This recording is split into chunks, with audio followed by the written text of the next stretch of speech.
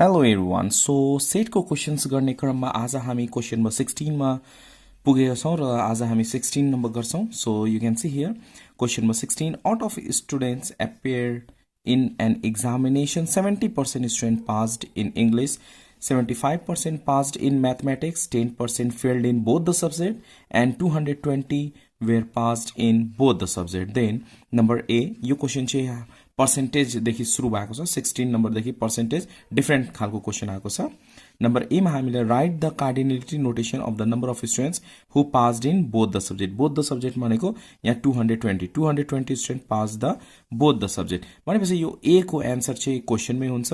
Be मा हामी diagram बनाउनु पर्छ, सी मा केही इन्फर्मेसन फाइन्ड आउट गर्नुपर्छ र डी मा प्राय रेशियोहरू र केही इन्ट्रेस्टिङ क्वेशनहरू हुन्छ। So let's take start. First of all हामीले यहाँ रिलेट गर्नुपर्छ। दुईटा सब्जेक्टहरू छ, इंग्लिश र mathematics. So first of all we have to let E and M be the set or represent the set, जे लेख्दा पनि भयो, be the set of students who passed in English and mathematics. E ले English denote गर्छ, math ले mathematics respectively. Number ए को लागि हामी गर्दैछौं र क्वेशन नम्बर ए मा हेर्न सकिन्छ यहाँनेरि write the cardinality notation of the number of students who passed in both the subject. Both the subject भनेको E intersection M. E intersection M कति छ? 220 student passed in both the subject. So हामी यहाँनेरि 220 लेख्छौं। Number be मा क्वेशनले के भनेको छ? Draw the Venn diagram to illustrate the above information. So के इन्फर्मेसनहरू दिएको छ पहिला हामी त्यो लेख्ने र त्यसपछि त्यसलाई हामी डायग्राममा कन्भर्ट गर्ने। र जहिले पनि क्वेशन पर्सेन्टेजमा छ भने एनयू के हुन्छ? 100% हुन्छ। जहिले पनि एनयू चाहिँ दिएको हुँदैन र क्वेशन पर्सेन्टेजमा छ भने एनयू के लेख्ने? 100% लेख्ने। यहाँ हेर्नुस् 70% passed in English, so N E is equal to 70%। 75% passed in mathematics and M is equal to 75%. 10% failed in both. Failed in both भनेको complement हो। So E union M complement is equal to कति छ? 10%. And 220 student passed in both the subject. Both the subject भनेको के हो? Intersection हो। तर यहाँनेरि सबै पर्सेन्टेजमा छ र यो मात्र नम्बरमा छ भने यसलाई पनि हामी पर्सेन्टेजमा लेख्ने। So let and E intersection M is equal to X percentage लेख्दा भयो। Yes, let X percentage. After that, draw the Venn diagram. मजाले हेर्नु होला है। यो चाहिँ इंग्लिश को लागि, यो चाहिँ मैथ्स को लागि। यहाँनेरि इंग्लिश, यहाँ मैथ लेख्ने, यहाँ union. Okay, so N E is equal to पहिले यहाँ बिचमा कति छ? X%, सो X% राख्ने। त्यसपछि एनी को लागि 70% छ total, so 70% minus X%। After that M is equal to 75 छ, 75% माइनस X% र बाहिर हामी के लेख्छौं? 10%। दुईटैमा फेल भएको स्टुडेन्टलाई बाहिर लेख्ने। ओके, यो भेन डायग्राममा भयो। अब हेर्नुस् त यहाँनेरि ई इंटरसेक्शन एम नम्बरमा छ र हामीले ई इंटरसेक्शन एम एक्स पर्सेन्टेजमा फाइन्ड आउट गर्नुपर्छ। सबै पर्सेन्टेजमा छ, त्यसलाई यसलाई पनि हामी के गर्ने?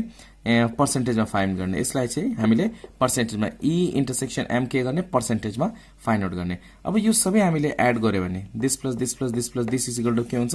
100% हुन्छ। अब क्वेशनमा हेर्नुस् त, क्वेशनमा के भनेको छ? सी नम्बरमा find the number of students who appeared in examination. Number of students हामीलाई टोटल नम्बर अफ स्टुडेन्ट भनेको छ। कतिजना एक्जाममा एपियर्ड भनेको हामीले पर्सेन्टेजमा निकाल्ने होइन, नम्बरमा निकाल्ने हो। सो फ्रम भेन डायग्राम हामी चाहिँ एक्स पर्सेन्टेजको भ्यालु निकाल्यौं पहिला।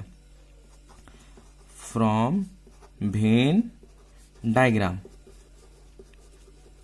ओके, यो चारवटा पार्ट एड गर्यो भने 1 2 3 4 वटा पार्ट एड गर्दाखेरि के आउँछ? टोटल 100% आउँछ। एकदमै सजिलो तरिकाले 70% माइनस X% प्लस यो बिचको X% प्लस ओन्ली म्याथ कति छ 75% माइनस x% प्लस बाहिरको दुईटामा फेल हुने 10% इज इक्वल टू 100%। टोटल भनेको कति हो 100% हो। अब यहाँ हेर्नुहोस् त यो x% क्यान्सल भयो। अब यहाँ चाहिँ x% छ नेगेटिभ, यो 70 अनि 75 77 चाहिँ 40 140 150 155 हुन्छ। So we can write here 155% minus x% is equal to 100%। यो 100% लाई यता ल्याउने 155% minus 100% is equal to x% र x% लाई राइट साइडमा लाने 100 लाई यता ल्याएको 100 लाई यता ल्याउँदाखेरि माइनस लेख्ने, यहाँ माइनस छ भने प्लस हुन्छ। यो दुईटा सबट्र्याक्ट गर्दा कति हुन्छ 55% is equal to x%। x% भनेको के हो इन्टरसेक्सन हो। Therefore n E intersection m is equal to कति आयो 55%। इसको मिनिङ के हो 55% student passed in English as well as math. दुईटैमा पास हुने कति पर्सेन्टेज 50%। नाउ अब क्वेशनले हेर्नुस् त यहाँ क्वेशनले के भनेको छ नम्बरमा दिएको छ दुईटै सब्जेक्टमा पास हुने कति छ 220 र यहाँ हामीले के निकाल्यौं दुईटै सब्जेक्टमा पास हुने कति छ 55%। अब यो 55% of total student is equal to कति हुन्छ 220। So we can write down here 55% of यो 55% स्टुडेन्ट के को 55% स्टुडेन्ट टोटल को हुन्छ। So 55% of total student is equal to 220।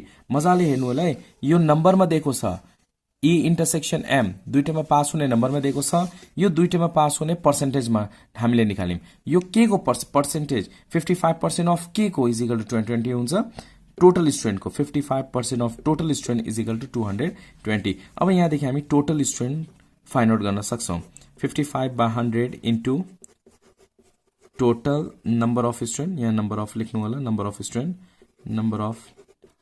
Student is equal to 220। So total number of student cross multiply गर्ने यो र यो मल्टिप्लाई गर्ने 220 into 100 divided by 55। Let's calculate गरौँ। अब यो क्याल्कुलेट गर्दा 55 इन्टु 220 इन्टु 100 डिवाइडेड 55 गर्दा 400 आउँछ। Therefore we can write down hence total number of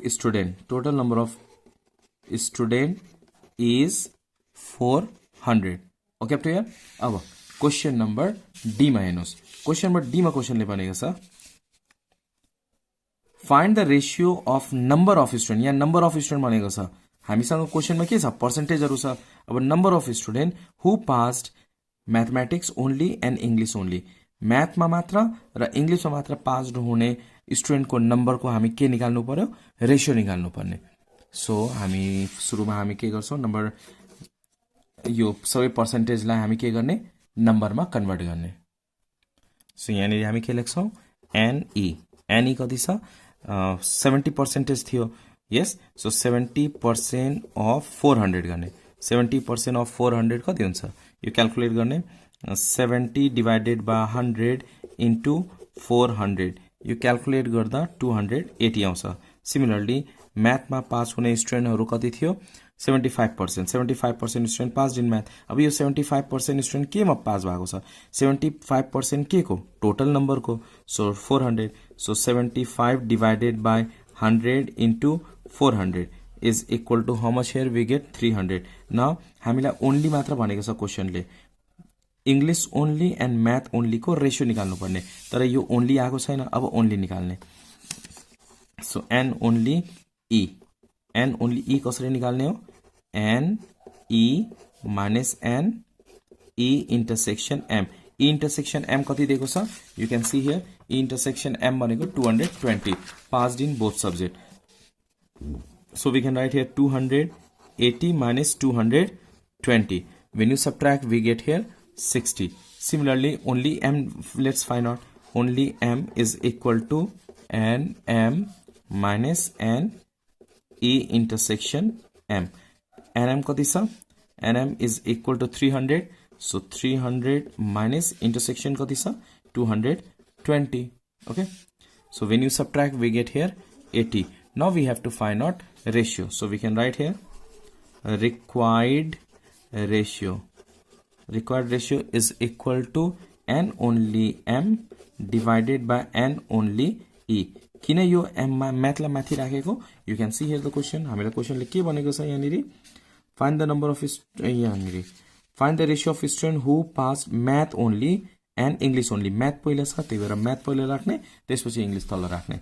okay, math मा मात्र कति छन्? 80. So 80. English मा 60. 60. 0 0 cancel. 2 4s are 8. 2 3s are 6. 4 divided by 3 is equal to 4:3 is your answer. So at last we can write down here. Hence the required ratio is 4:3.